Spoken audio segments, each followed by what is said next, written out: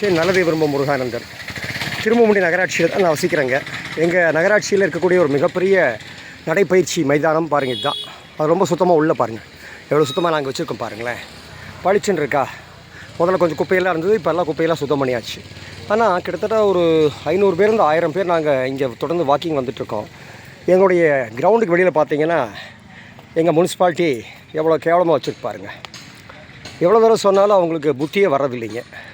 Ward மெம்பர்களுக்கும் அறிவு இல்லை, தலைவருக்கும் ஒன்றும் விஷயம் இல்லை. பாருங்கள் எத்தனை கல், எத்தனை குப்பை பாருங்கள். பாருங்கள், இப்போ நான் கீழே விழுந்துருப்பேன். ஒரே குப்பைங்க. இந்த பகுதி இங்கே தான் அதிக மக்கள் ஒவ்வொரு நாளும் கூடுகின்ற இடம். பாருங்கள், ஏற்ற மாதிரி இந்த காம்பவுண்ட் வால் தான் நாங்கள் எல்லோரும் உட்காருவோம். எவ்வளோ குப்பையாக இருக்கு பாருங்கள். பல முறை சொல்லிட்டேன், பல முறை பூண்டி நகராட்சியில் வேலை செய்யக்கூடிய எல்லாரையும் கூப்பிட்டு சொல்லிட்டேன். அவங்களுக்கு பணம் இதை வச்சு காசு பண்ணுறதா இருந்தால் இந்நேரம் வந்திருப்பாங்க. இதை வச்சு ஏதாவது ஒரு 10,000 1 லட்சம் கிடைக்கும் அப்படின்னா இந்நேரம் நகராட்சியிலேருந்து எல்லாம் வந்திருப்பாங்க. அவங்களுக்கு அதை பற்றியெல்லாம் கவலையே இல்லை.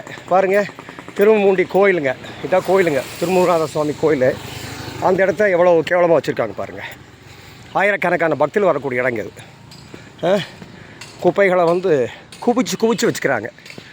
இதான் எங்கள் திருமுடி நகராட்சியின் லட்சணம். இங்கே சுத்தம் பண்ணதெல்லாம் இப்போ சமீபத்தில் ஒரு விசேஷம் இருந்தது, அதுக்காக சுத்தம் பண்ணியிருக்காங்க, வேறு ஒன்றும் இல்லை. நீங்கள் பயந்துக்காதீங்க.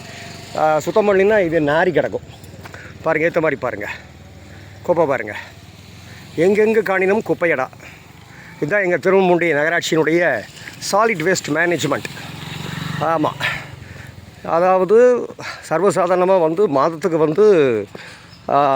இவங்க ஒரு தனியாருக்கு விட்டுருக்காங்க. அவர் 18 லட்சம் ரூபா சம்பாதிக்கிறாருங்க. ஆமாங்க, முதல்ல 140 பேர் வந்தோங்க எங்கள் பூண்டி நகராட்சியில் சுத்தம் பண்ணுறதுக்கு. ஏன்னா நான் தான் எங்களுடைய என்ஜிஓ மூலமாக அவங்களுக்கு சீருடையெல்லாம் கொடுத்துட்டு இருந்தோம். பாருங்கள், அதுவும் நகராட்சி செய்ய வேண்டிய வேலை நாங்கள் செஞ்சுட்டு இருந்தோம். பரவாயில்ல, 14 வருடங்கள் செஞ்சோம், 15 வருடங்களாக செஞ்சிட்ருக்கோம். அப்போது இந்த நகராட்சியில் இப்போ என்னாச்சு, தனியாருக்கு விட்டால் ரொம்ப சிறப்பாக நடக்கும்னு சொல்லி அந்த தலைமையை உத்தரவு போட்டுருச்சு. ஆஹா, அதாவது அரசு நிர்வாகம் உருப்படியாக வேலை செய்யாது, தனியார் தான் வேலை செய்வாங்கன்னு சொல்லி அவங்கள போட்டால் அந்த புத்திசாலிங்க வந்தவங்க 140 பேரை இப்போ 60 பேர் 70 பேராக மாற்றிட்டாங்க. எப்படி குப்பையெல்லாம் சரியாகும்? கொஞ்சம் யோசனை பண்ணி பாருங்கள். குப்பை எப்படியுமே சரியாகாது இல்லையா? வெறும் 60 பேர். அந்த 60 பேருக்கும் எந்த வார்டில் மெம்பர் கொஞ்சம் பலமாக இருக்காரோ அந்த வார்டுக்கு எல்லோரும் ஒரு 5 பேர் போயிடுவாங்க. அப்போ ஊர் நாரி போக வேண்டியதானே? ஊர் நாரி தான் இருக்குங்க. பாருங்கள், பூண்டி நகராட்சி எங்கெங்கு காணிடும் சக்தி இடம் இல்லை, எங்கெங்கு காணிடும் குப்பை இடம்.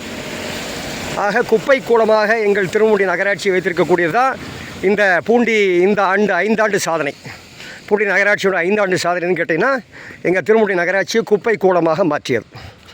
ஆக இவ்வளோ கேவலமான ஒரு நகராட்சியை வேறு ஊரில் இருக்கான்னு தெரியல. பட் எங்கள் நகராட்சி இந்தியாவிலேயே சுத்தமான நகரம் இந்தூருங்க. 2016 இந்தியாவிலேயே அசுத்தமான நகரங்க. 2017 ஒரே வருஷத்தில் சுத்தமான நகரமாக மாறிடுச்சு. ஆனால் இன்ன வரைக்கும் எங்கள் திருப்பூர் மாநகராட்சி அதே கதையை பேசிகிட்டு இருக்காங்க.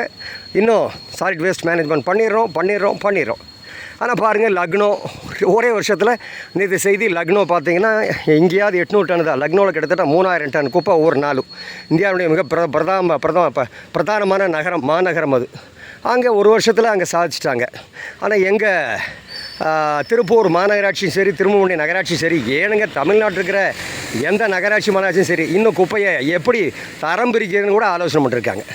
வெக்கம் கெட்டவர்கள் இவங்களுக்கெல்லாம் ஓட்ட போட்ட பாருங்க. நம்மளை செருப்பால் அடிக்கணும், வேறு எதாவது அடிக்கிறது கருமம்.